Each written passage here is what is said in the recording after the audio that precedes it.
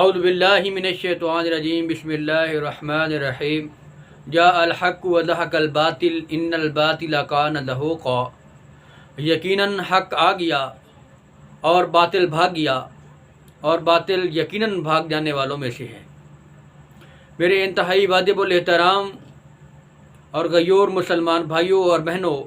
अस्सलामु अलैकुम व रहमतुल्लाहि व बरकातुहू। और कादियानियों के लिए हिदायत की दुआ के साथ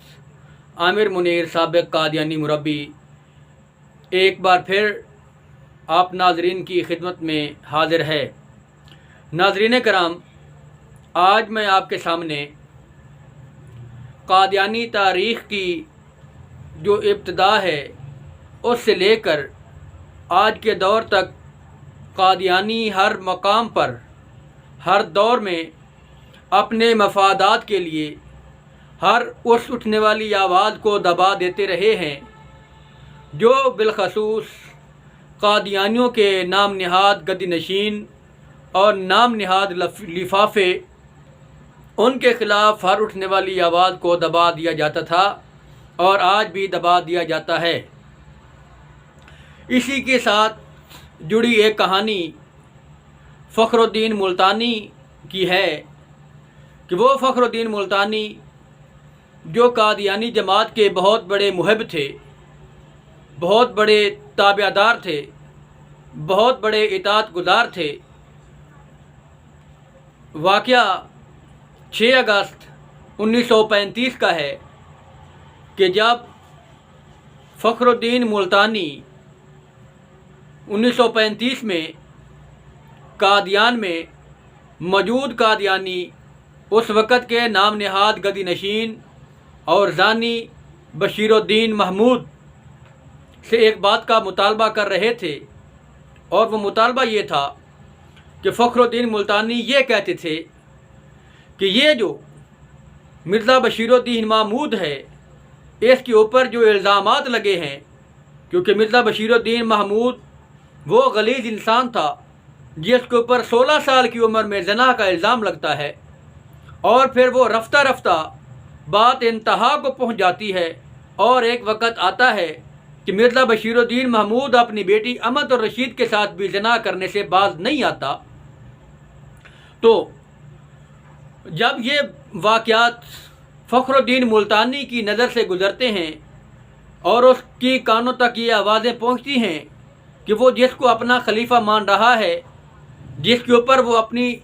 जान, माल, वक्त और इज़्ज़त को कुर्बान करने के लिए हर दम तैयार रहता है, वो किस किरदार का मालिक है। तो फ़खरुद्दीन मुल्तानी अपने उस वक़्त के गद्दी नशीन से मुतालबा करता है कि ये जो तुम्हारे ऊपर इल्ज़ामात लग रहे हैं, अगर तो ये झूठ पर मबनी हैं तो तुम इसकी सदाकत के तौर पर अपने दलाइल पेश करो और अपने ऊपर लगने वाले इल्ज़ामात को अपने से दूर करो। लेकिन वो कैसे करता, क्योंकि वो बशीरुद्दीन महमूद उस वक़्त का सबसे बड़ा ज़ानी था। उसने 6 अगस्त 1935 को एक खुतबा दिया। उसी दिन जुमे का दिन था, तो उसने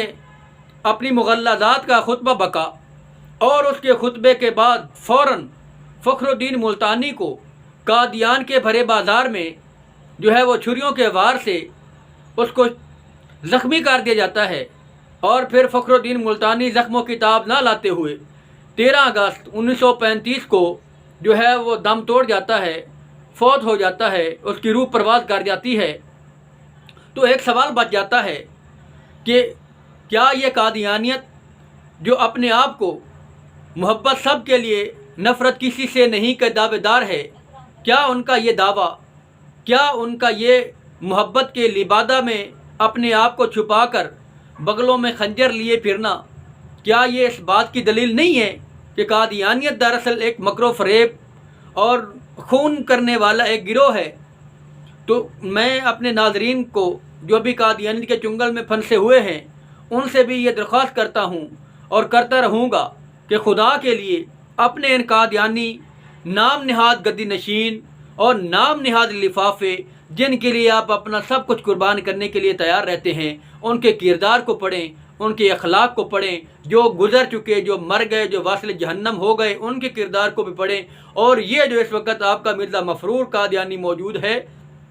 जिसको आप अपना पता नहीं क्या क्या मानते हैं, उसके किरदार को भी पढ़ें। इंशाअल्लाह आइंदा इस तरह के मर्डर के केसेस जो कादियानी तारीख़ में बेइंतहा हैं, जिसकी कोई इंतहा नहीं, जैसे जैसे इंशाअल्लाह तारीख़ के आईने में नज़र आते रहेंगे वो नाज़रीन तक मैं पहुँचाता रहूँगा। वाखिर दाना अल्हम्दुलिल्लाहि रब्बिल आलमीन।